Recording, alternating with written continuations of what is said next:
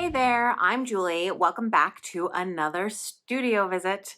So today I wanted to show you, I've been working on this little series of 5 mixed media collages, and I put tons of detail into my work. I am a maximalist, and that means that every inch of my work, whether it's a huge 18-foot long mural or whether it's a teeny tiny little piece, is packed with details.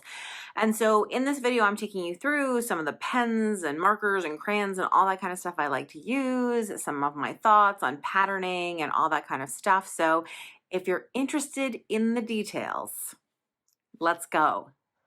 Some people call it doodling, some people call it mark making, some people call it drawing.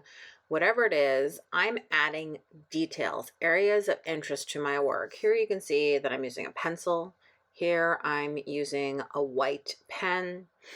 And again, sometimes I use supplies that are permanent. Sometimes I use supplies that are water soluble. It just depends how much layering I'm going to do.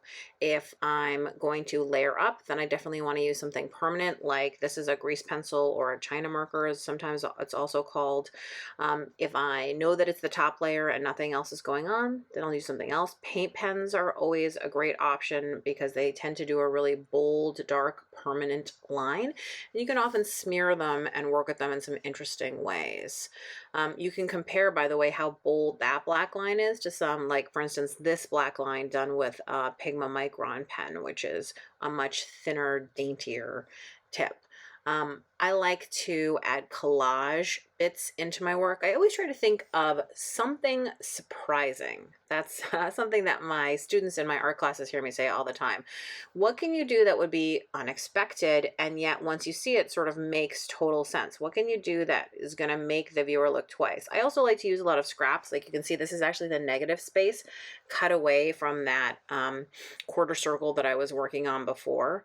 And I tend to use really big scissors when I cut, partially because I don't want to be able to really control and everything that I'm doing. I want to sort of have a general shape, but not get too detailed. You can see that I like to use a wet medium with my collage paper. This is gel medium. I'm a big fan of just how flat and permanent it makes everything. I make all my own papers for the most part. Occasionally I'll use book pages, but mostly I like to use jelly paper, rice paper, copy paper, and turn it into collage paper using paint and all sorts of printmaking techniques. So one of the tips I give people all the time is to make sure to get all the way to the edges, and by using a piece of palette paper underneath your collage paper, it does make that process a little bit easier. So this is matte medium, which is a thinner kind of gel medium, and I'm currently mixing it with acrylic paint in order to create a glaze. A glaze is a way that you cannot lose sort of the texture and the detail of what's underneath the paint. It's basically you're creating a transparent paint. And I use this method all the time to even, like here I've color matched that collage paper so that I can kind of almost visually extend it.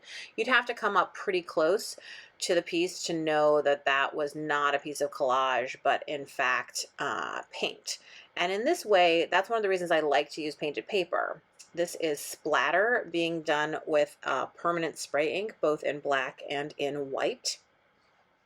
And here is this series of 5 pieces that I worked on, and they're 6 by 6, they're small, but you can see that they're packed with details. For me, that's what makes art really interesting, is when you kind of like see an image and then you want to go in closer to see all of the little details. Here, I love the texture of those gelatin printed papers.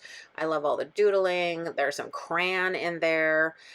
Here you can see I use some sgraffito to scratch circles into the painted surface, and that shows through. Lots of fun little mixtures of drawing and collage kind of mixed together.